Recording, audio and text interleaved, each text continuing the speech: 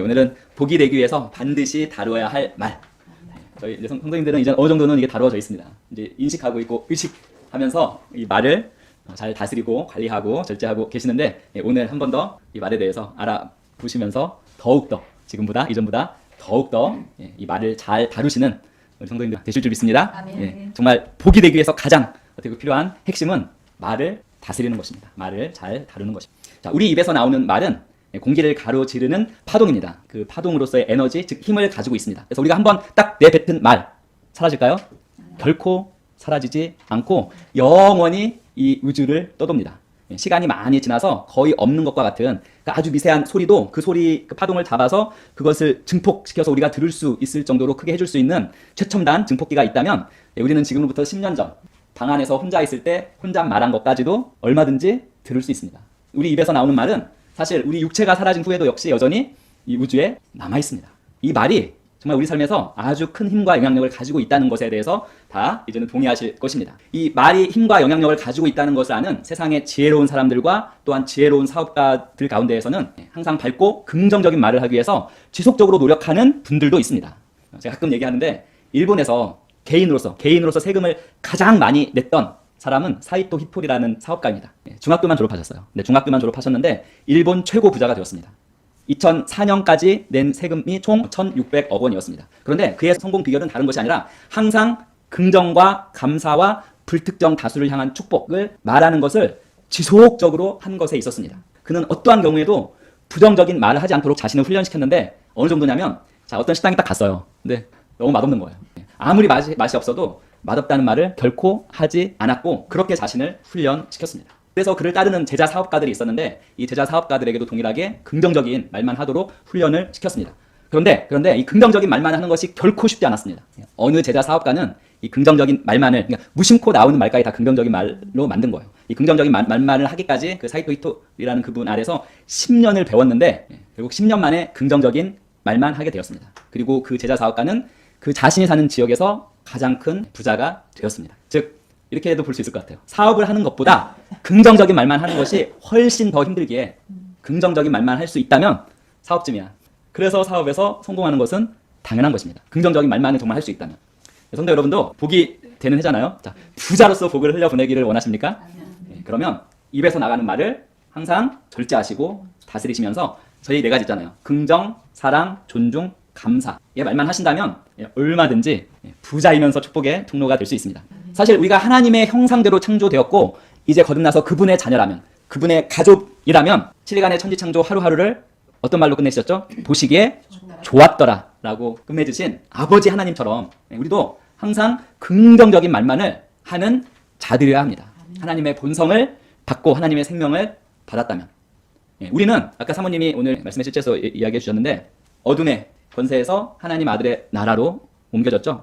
우리는 항상 부정적인 것만을 생각하고 부정적인 것을 행하고 부정적인 결과를 가져오는 사탄의 권세에서 구출되어서 하나님의 아들의 나라로 옮겨진 긍정적인 것만을 생각하고 긍정적인 것을 말하고 행하고 긍정적인 결과를 가져오는 자들입니다. 우리의 정체성은. 최신 그 뇌과학자들의 연구에 의하면 하나님이 지으신 이 인간의 뇌는 부정을 모른다고 합니다. 자, 뇌는 우리가 24시간 깨어서 의식적으로 할 수 없는 것들을 다스립니다. 즉, 심장을 뛰게 하고 소화를 시키고. 그렇죠. 우리가 생각한다고 해서 심장을 멈추게 할 수 없죠. 생각한다고 해서 심장을 뛰게 할 수 없죠. 그래서 이러한 각종 장기의 기능을 정상적으로 기능하게 하는 것이 뇌인데, 이 뇌는 부정을 인식을 못한다고 합니다. 그래서 부정을 이야기해도 뭘로 알아듣습니까? 부정을 모르니까 긍정으로 알아듣는다고 합니다. 그래서 우리가 나는 아프지 않습니다 라고 고백하면 뇌는 부정을 인식하지 못하기에 않습니다를 인식 못하고 아픈 것을 끌어당기게 된답니다.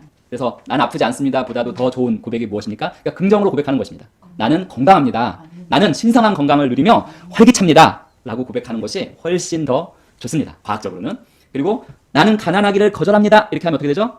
가난을 끌어당기게 됩니다. 대신에 어떻게 고백합니까? 나는 부유한 자입니다. 나는 차고 넘쳐서 넘치게 흘려 보내는 자입니다 라고 고백하는 것이 훨씬 더 좋습니다. 또 나는 두려워하지 않습니다 라고 고백하면 두려움을 끌어당기게 됩니다. 가장 대표적인 예가 욥입니다.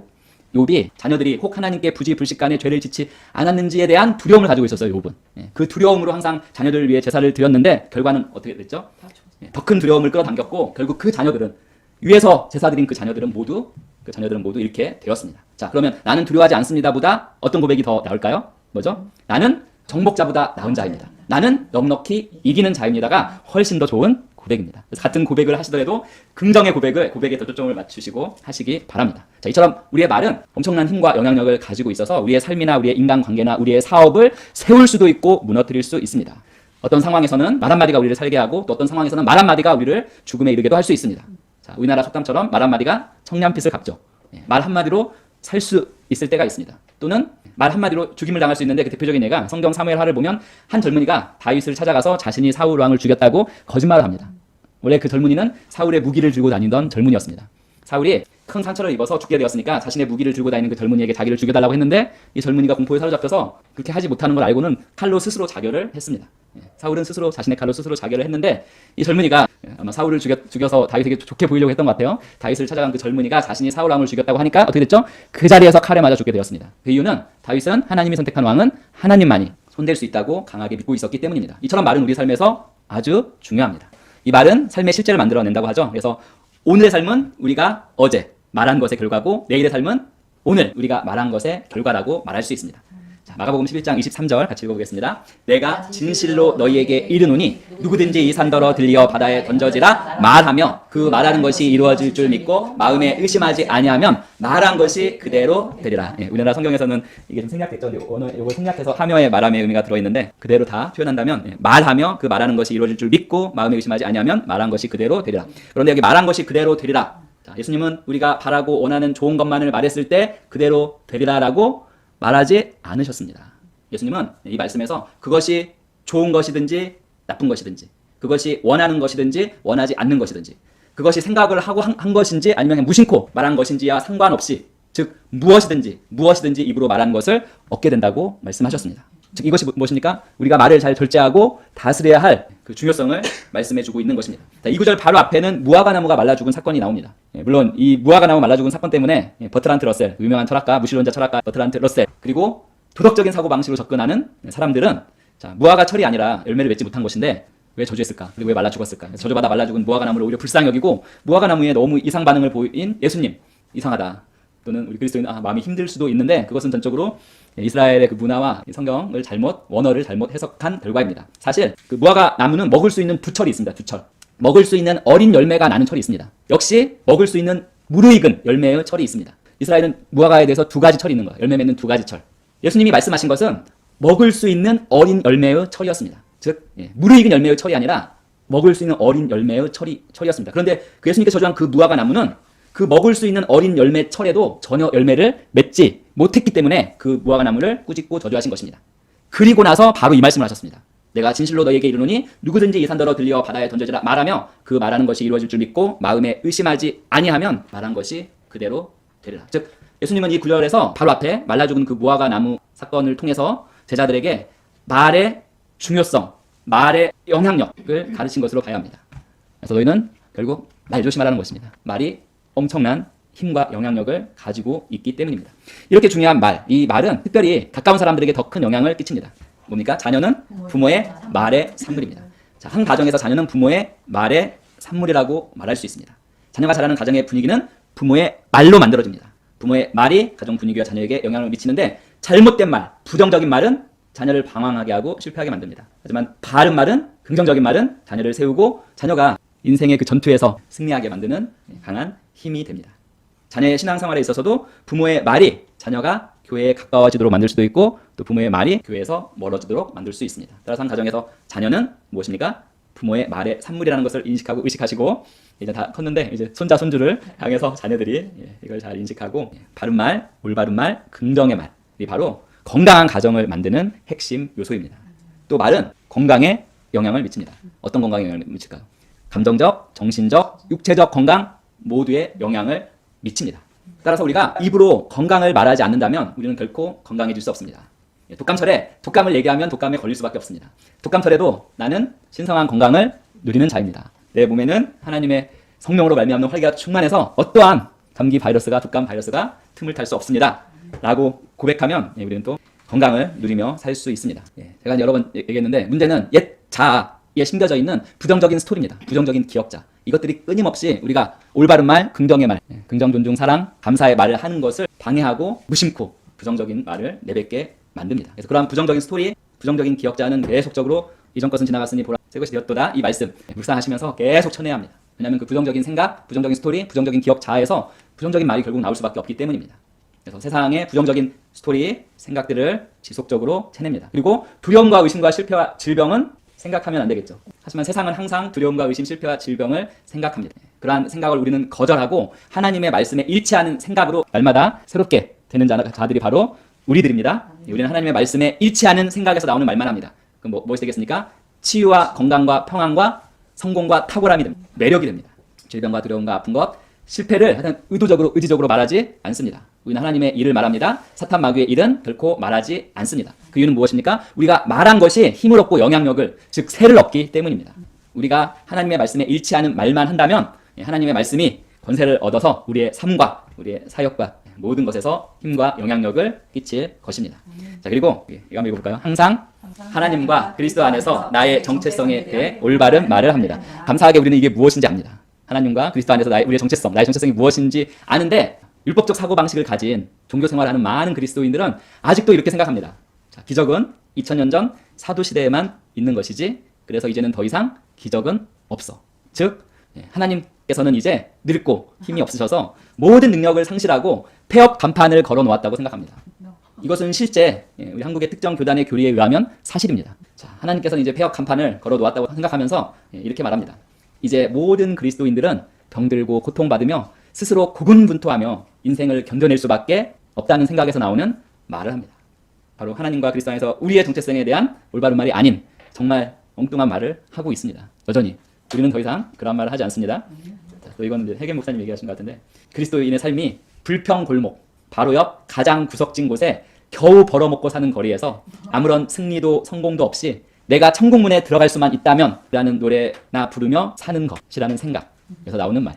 이게 의외로 아직도 많은 종교화된 교회에서 가지고 있는 그러한 인식입니다. 인식. 또 많은 분들이 이럴 줄 알았으면 천국 가기 직전에 예수님 믿을 걸. 다 이런 인식에서 나오는 것입니다. 우리는 더 이상 그런 말을 하지 않습니다. 근데 우리가 해야 하는 올바른 말이 무엇입니까? 바로 우리와 함께 하시고 우리를 항상 위하시는 그분, 세상에 있는 자보다 더 크신 그분이 항상 우리 안에 계신다는 생각에서 나오는 말이죠. 어떤 말입니까? 여호와는 나의 목자시니. 한번 따라서 해볼까요? 이런 말입니다. 여호와는 나의 목자시니. 여호와는 나의 목자시니. 내가 부족함이 없습니다. 내가 부족함이 없습니다. 나는 항상 너무너무 기쁘고 감사합니다. 기쁘고 감사합니다. 나는 부요하며 모든 것에 차고 넘칩니다. 모든 것에 차고 넘칩니다. 치유와 건강은 나의 것입니다. 치유와 건강은 나의 것입니다. 나는 풍성하게 공급받아 나는 풍성하게 공급받아 넘치게 꾸어주고 넘치게 꾸어주고 나누어주는 자입니다. 나누어주는 자입니다. 나는 말씀으로 기능하고 나는 말씀으로 기능하고 말씀이 실제가 되는 말씀이 실제가 되는 삶을 삽니다. 삶을 삽니다. 예. 이것이 바로 우리의 올바른 말입니다. 우리가 말한 그것을 갖게 될 것입니다. 그리고 우리의 일상적인 말의 중요성 있죠. 예, 일상적인 말, 무의식적으로 이렇게 하는 그런 말들을 포함해서 일상적으로 우리가 하는 말, 혼자 있을 때도 우리가 하는 말, 이 말의 중요성은 먼저 이 말은 우리가 누구인지를 확인시켜 줍니다. 예, 일상적인 말은 우리가 정말 특별히 혼자 있을 때 하는 말은 우리가 누구인지를 확인시켜 줍니다. 우리의 현재 위치와 정체성을 나타내 줍니다. 예, 우리의 말은 우리가 지금 어떤 사람이고 또는 어떤 사람이 될지를 알려줍니다. 그리고 이 일상적인 말은 우리 삶의 한계를 정해줍니다. 일상적인 말이 우리의 삶의 한계를 정합니다. 왜냐하면 우리는 우리가 말한 것을 결코 뛰어넘지 못하기 때문입니다. 우리는 우리가 하는 말 그 이상을 결코 실현할 수 없습니다. 그래서 성경으로 보면서 말하는 게 참 중요합니다. 우리의 정체성에 대한 확신의 말, 성경으로 보면서 우리가 원하고 갈망하는 그것을 고백하는 이 말이 우리의 일상적인 말이 된다면 우리는 성공일 수밖에 없습니다. 우리는 축복의 통로가 될 수밖에 없습니다. 또 일상적인 말은 우리의 속 사람에게 영향을 미칩니다. 사실은 그 반대해야 됩니다. 인사이드 아웃이죠. 속 사람은 무엇입니까? 하나님 말씀에 일치하는 말씀이 속 사람입니다. 일상적인 말이 우리의 속 사람에 영향을 미치는데 혼의 부정적인 영향을 받으면 영 안에 있는 것을 활성화시켜서 나타낼 수가 없습니다. 그래서 결국 일상적인 말이 무엇이 되어야 됩니까? 하나님 말씀에 일치하는 말이 되어야 됩니다. 그렇기 때문에 이게 긍정적인 말만 하기가 쉽지 않다는 것입니다. 무심코 나오는 말까지 전부 다 그것을 절제하고 다스리면서 긍정의 말, 세우는 말, 격려의 말만 하는 것 우리에게는 쉽습니다. 아멘. 그리고 세 가지 실천 사항이 있습니다. 첫 번째는 맨 왼쪽 보면 뭐죠? 이중 고백이죠. 이중 고백. 서로 반대되는 말을 동시에 하는 것입니다. 예배 때 하나님 감사합니다 해놓고 이제 돌아가다가 차가 막히면 저를 포함해서 많은 목사님들이 차 운전하면서 순식간에 짜증나고 불평하는 모드로 많이 돌아갑니다. 그 경우에도 훈련돼야 됩니다. 예배 때 하나님께 영광 드리고는 차 막히는 것 때문에 짜증내고 불평낸다면 그건 바로 이중 고백입니다. 치유와 건강은 나의 것입니다 라고 고백했는데 몸이 어디 아픈 신호를 주니까 곧바로 거기에 반응해서 아파 죽겠네라고 하면 역시 이중 고백입니다. 이중 고백하면 안 되고요. 그 다음에 항상 말씀에 일치하는 말만 합니다. 이 말씀에 일치하는 말, 좀 전에 한 말도 있고 우리가 항상 고백하는 말 있죠. 생수의 강을 가진 자, 성령을 모시고 사는 자, 그리스도와 공동 상속자, 치유자, 승리자, 다스린 자, 정복자보다 나은 자, 영혼 구원자, 축복의 통로. 나는 항상 기뻐하는 자입니다. 나는 항상 감사하는 자입니다. 나는 기도로 인생을 지어가는 자입니다. 모두 말씀에 일치하는 말입니다. 이러한 말을 지속적으로 말하십시오. 그리고 마지막은 무엇입니까? 올바른 말을 하려는 지속적인 싸움이 절대적으로 필요합니다. 올바른 말 하는 것을 포기하지 않고 올바른 말만을 하기 위해 최선을 다해서 지속적으로 싸우는 것입니다.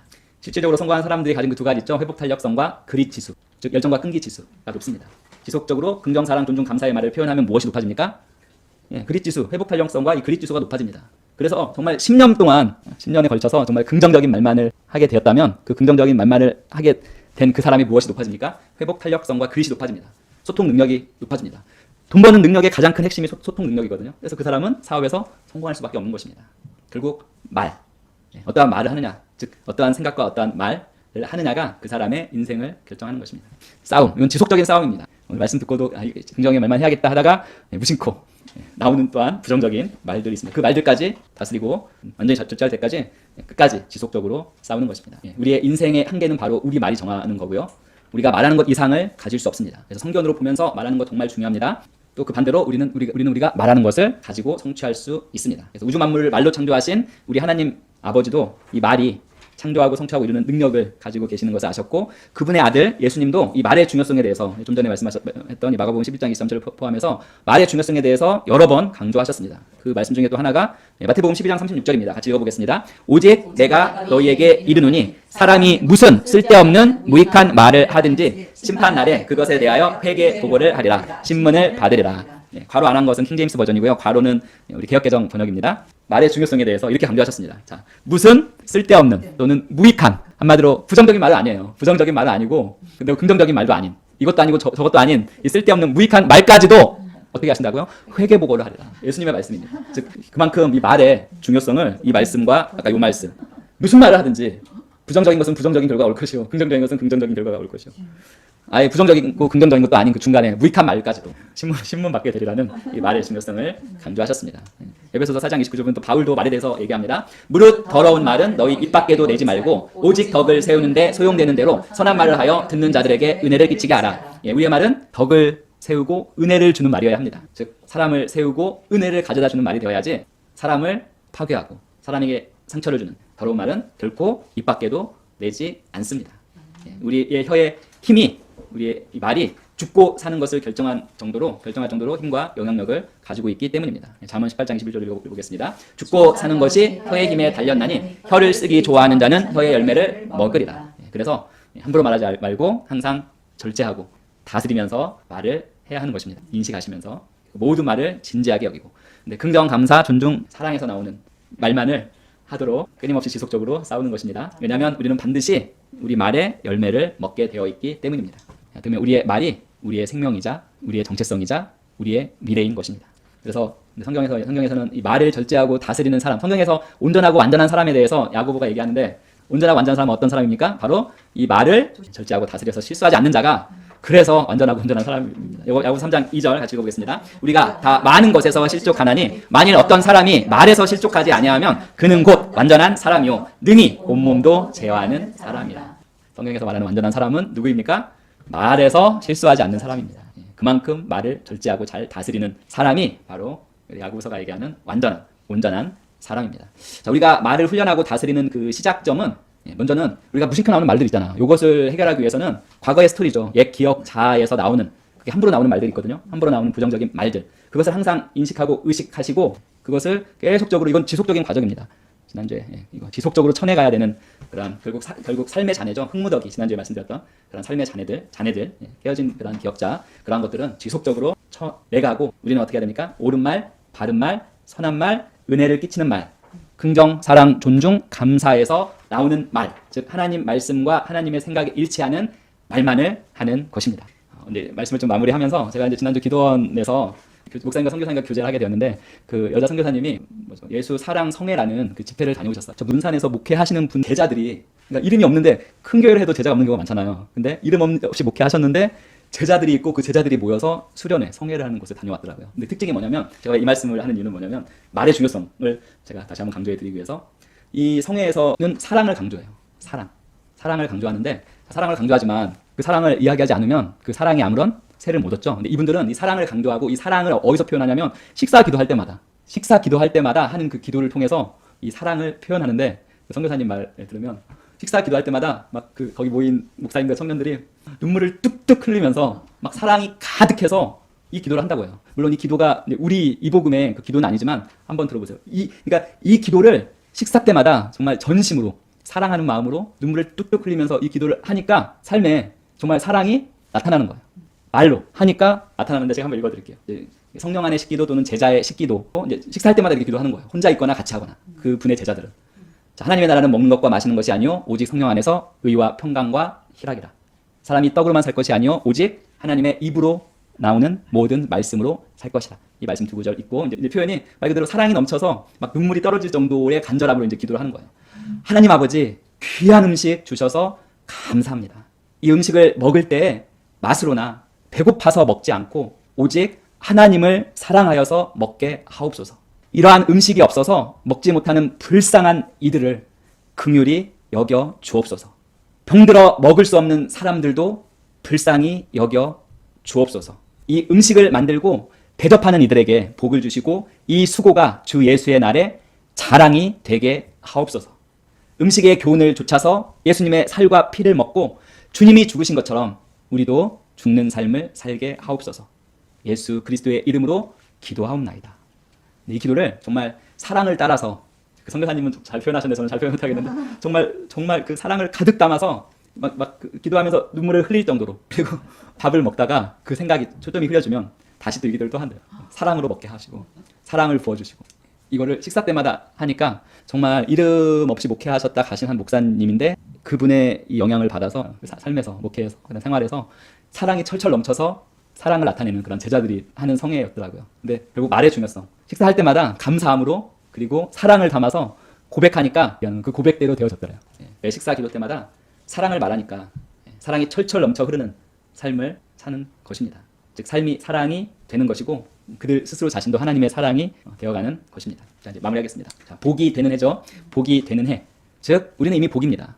복으로 기능하고 이제 복을 잘 흘려보내기 위해 말을 절제하고 다스리십시오. 그리고 부정적인 말 포함해서 쓸데없고 무익한 말도 제거하십시오. 그리고 무슨 말만 합니까? 항상 긍정, 사랑, 존중, 감사의 그 태도에서 나오는 긍정, 사랑, 존중, 감사의 말만을 하는 성도님들이 되실 것을 믿음으로 선포합니다. 되셨음을 선포합니다. 그래서 성도님들 모두가 정말 차고 넘치는 복을 흘려보낼 수 있는 큰 복으로 기능하시는 2024년이 되실 것을 성견으로 바라보고 선포하고 축복합니다.